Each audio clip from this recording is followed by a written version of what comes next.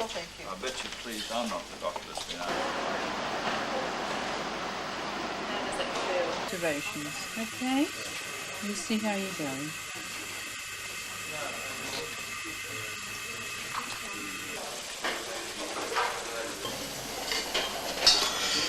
What's that one? You got a nice roast lamb. The story of this modern, caring hospital, St Vincent's, in Darlinghurst, Sydney, really began in another city many miles away, Dublin, Ireland. When Sister Alicia de Lacy and her colleagues from the Order of the Sisters of Charity decided to take their message of love and care across many thousands of miles of ocean to Australia and the South Pacific. Napoleon had not long lost the Battle of Waterloo, and while this was cause for celebration throughout much of Europe, living conditions in the slums of cities like London and Dublin were nothing short of appalling. Sickness and disease were rife, and little or no medical help was available to the poor, until the Sisters of Charity began their nursing tradition of giving to the poor with love what the wealthy could buy with money. Having established St Vincent's Hospital in Dublin, the sisters, led by Alicia de Lacy, set sail for Australia, where in 1838 the pressing needs of the penal colony of New South Wales were every bit as demanding as those in the slums of Dublin. Early settlers and male and female convicts were in desperate need of loving care and medical help. The sisters were determined to open a free hospital as quickly as possible. And the Crown grant of a narrow site at Darlinghurst, conveniently near the jail, confirmed the Governor's willingness to entrust a public hospital to the care of Australia's first trained nurses. On August 27, 1857, St Vincent's Hospital began its now almost legendary mission of care in a building called Tarmon's at Potts Point, hoping that the voluntary contributions of those who could afford to pay would offset the cost of nursing the poor and needy back to health. Unfortunately, demand soon outstripped supply. The new colony was already growing extremely fast, and many essential services were hard-pressed to keep pace. Then the gold rush created a population boom, and the need for greater hospital facilities became critical. They were difficult and trying times. Primitive attempts at reducing disease were made, and Sydney's now heavily polluted tank stream was covered over for the first time. But funding for hospitals was a long way down the list of political priorities, and the needs of the innocent but desperate poor were not a popular public platform.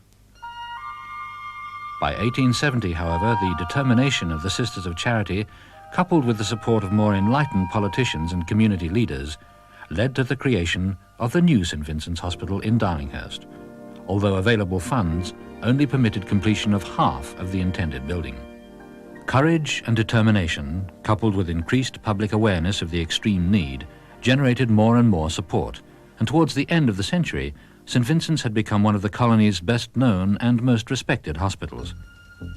Caring for a wide cross-section of the community, including the Royal Navy, St Vincent's remained the official naval hospital until the 1920s. Local residents, country people who knew the hospital by reputation and braved vast distances to utilize its services, and, as always, the wealthy who could afford to pay, contrasted by the poor who could not. St Vincent's has always had a forward-thinking attitude toward training, teaching and research, so much a part of the hospital's profile today.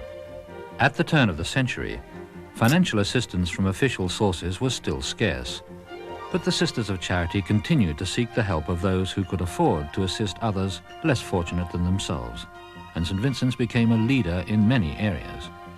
Demand for more and more accommodation led to further expansion. A training school for nurses was established, and following World War I, this two-story building, with the architectural support of massive ionic columns, became the three-story building familiar to millions of Australians today. It was not until 1933, however, when St Vincent's had been serving the public for no less than 75 years, that the Government of New South Wales recognised its responsibility towards partial funding. And for the first time in its long and extremely beneficial existence, the hospital no longer depended entirely upon the generosity of benefactors. Teaching, training and research became more and more a part of St Vincent's profile, And while service to the community grew in an obvious and recognizable way, much was going on behind the scenes that contributed greatly to the advancement of medical techniques in many areas. St. Vincent's busy casualty department was increasingly more active, but backstage great strides were being made in radiotherapy, cancer research, X-ray research and pathology. This pattern continues today. Care and concern for the immediate needs of the community complement a forward-thinking and innovative attitude towards training and research, each facet highlighting the hospital's continuing contribution to the ever-present needs of the community. But whether we are dealing with research or with people, the emphasis is always on the same thing: care.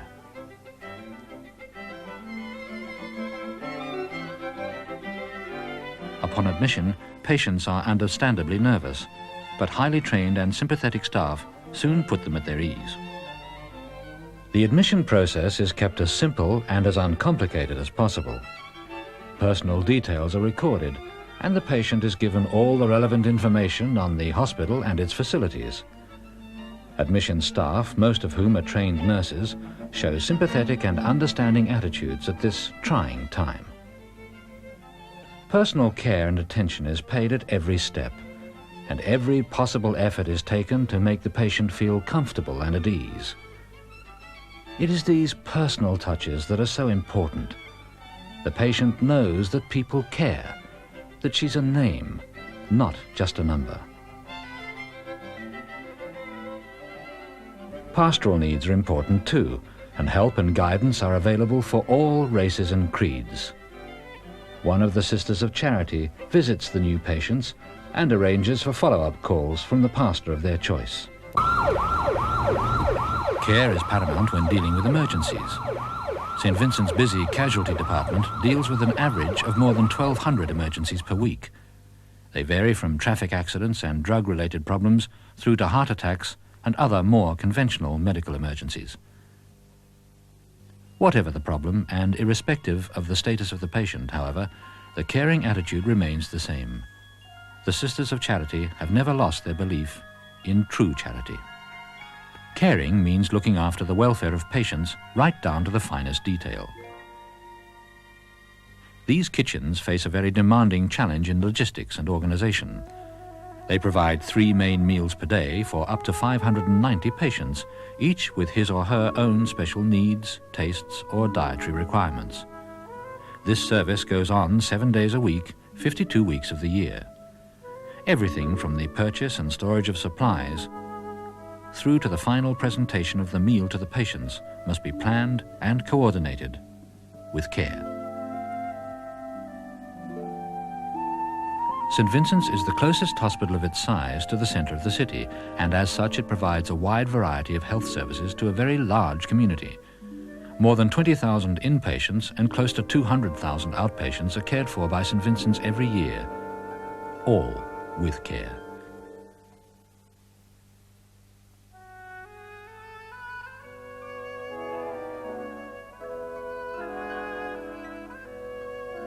This caring attitude remains right through the patient's hospital experience. Aftercare is every bit as important as the care shown during moments of crisis. The hospital's physiotherapy department helps patients to regain their former skills and abilities. For many patients, the prospect of leaving the safety of the hospital to resume a normal lifestyle following a serious illness can be frightening. For this reason, St. Vincent's provides an important concept in nursing care, the role of community liaison sister, whose task it is to ensure a smooth transition for the patient from hospital to home, and to ensure that aftercare services are available if required. Care is certainly the key word in intensive care. Dedicated nursing staff monitor the needs of the seriously ill on a non-stop basis 24 hours a day. Modern equipment and life support systems help serious accident victims, heart patients and others to progress often to a complete recovery. But it is the personal touch, that very special element of human care, that makes the difference. Similar techniques are utilized in the cardiac wards, where dedicated nursing personnel maintain a round-the-clock watch on the welfare of patients. Modern electronics provide welcome assistance. Caring is an attitude, but the method, how to care, can be taught. and St Vincent's has a deservedly high reputation as a teaching institution. The hospital is affiliated with the University of New South Wales, providing undergraduate and postgraduate medical training, with chairs in medicine, surgery, and clinical pharmacology. St Vincent's is recognised as one of Australia's most important clinical schools. Caring for the future is as important as caring for the present, and St Vincent's is renowned as a leader in medical research. The hospital is home to the Garvan Institute, the largest medical research institute in the state of New South Wales. St Vincent's has an international reputation as a pioneer in many areas of surgery. Virtually all types of surgery are performed at St Vincent's, and as always, the emphasis is upon care for the individual. Once again, the importance of teaching is recognised, and many of Australia's finest surgeons may be found at St Vincent's, giving the benefit of their vast experience to both patients and students. The enormous dedication and skill shown by medical personnel at St Vincent's has led to many major advances in surgery in Australia. Since the 1960s, open heart surgery has attracted a great deal of public attention, of course, and Australia's first heart transplants were performed at St Vincent's.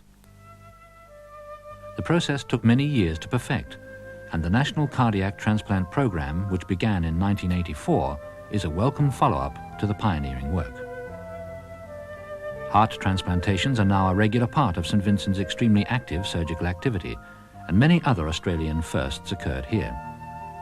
The first bone marrow transplants in Australia were performed at St Vincent's in the mid-1970s, and to date, more than half of all such operations carried out in Australasia have taken place in the hospital's haematology department, making it the supra-regional centre in the treatment of leukemia. St Vincent's Cardiac and Thoracic Department was also the first in Australia to adopt coronary artery bypass graft surgery. And the hospital is also a centre for kidney and cornea transplantation. It's also one of only 3 institutions in the world conducting trials in immunosuppressant drugs.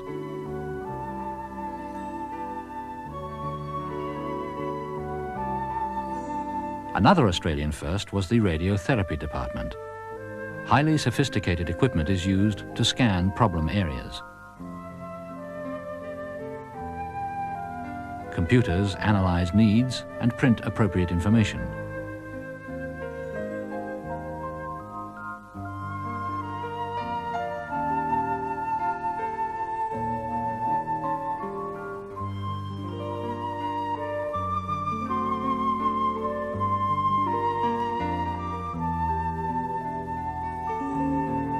Highly skilled specialists determine the treatment required.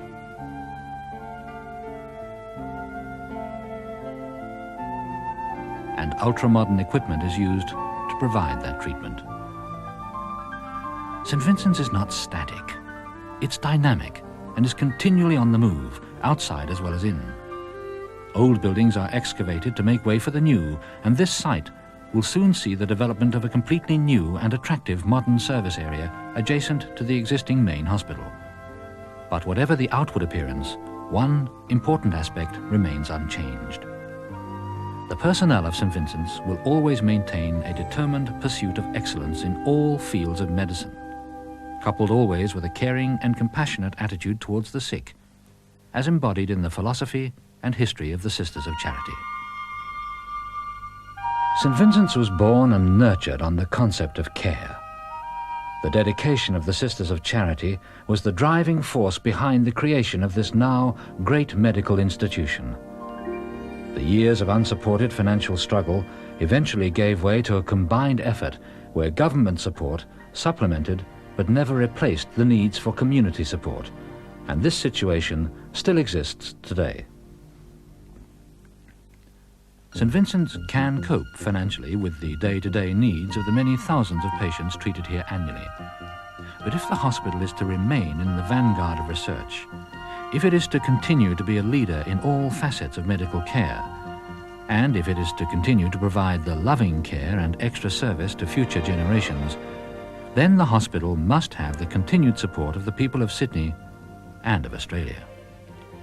It was with this need in mind that the Paul and Elizabeth Curran Foundation was formed with an initial capital grant of $500,000.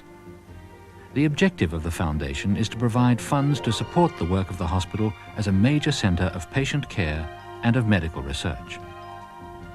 Funds will be made available by the foundation to encourage achievements by the hospital above and beyond those that would be possible through essentially limited government funding. Contributions to the fund are tax deductible, and membership of the foundation is offered to contributors. As a member, you will receive the foundation's annual report and will be welcome to attend the annual general meeting. You will also from time to time receive reports on the progress of specific projects supported by the foundation and on major achievements. You'll also be invited to special functions where key people involved with the hospital will talk about their work and answer your questions. In fact, you'll have the opportunity for a close and continuing relationship with the St. Vincent's family. St. Vincent's has many developments underway or planned which merit future support. These include continuation of the bone marrow transplantation program, heart disease research leading to further heart transplants and heart-lung transplants, immunology research, diabetes education systems, early cancer detection and prevention research programs, research into muscle disease, research into anti-arthritic, anti-inflammatory drugs, establishment of a stroke prevention centre, a cochlear implant program to restore lost hearing to the profoundly deaf, development of the palliative care unit to provide support for the dying and their families, establishment of a cancer centre, research into drug and alcohol-related problems, and geriatric assessment and rehabilitation services. By contributing to the Curran Foundation, by becoming a friend of St. Vincent's, you will be supporting the practical and caring philosophy of the Sisters of Charity, who are so prepared to give with love whenever the need arises. And as a friend of St. Vincent's, you will become part of our community, someone we know, a face, not just a name. You will be a welcome visitor to the hospital, encouraged to see at first hand the wonderful work your contributions allow us to complete. Every patient who comes to St. Vincent's receives the same unbiased care and attention, irrespective of race, colour or creed. Should the need ever arise when you need special care, however, it would be comforting to know that as a friend of St. Vincent's, you're among familiar faces, friends who know you and have a personal interest in your welfare. Please become a friend of St. Vincent's and help us to make Australia a safer, healthier place for you and for your loved ones.